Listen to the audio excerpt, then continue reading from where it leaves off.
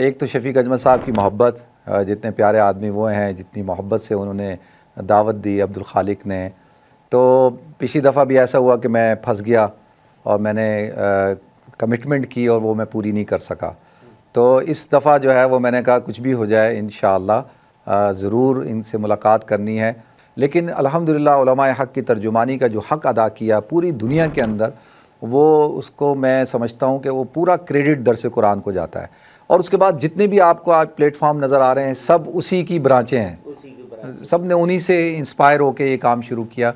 تو مجھے پرسنلی بہت خوشی ہو رہی ہے الحمدللہ کہ میں آج ان کے اسٹوڈیو میں بیٹھا ہوا ہوں، اور اللہ تعالیٰ ان کو بہت برکت دے، ترقی دے، اور جس اخلاص اور خلوص کے ساتھ یہ کام کر رہے ہیں اللہ تعالیٰ ان سے اور کام لے.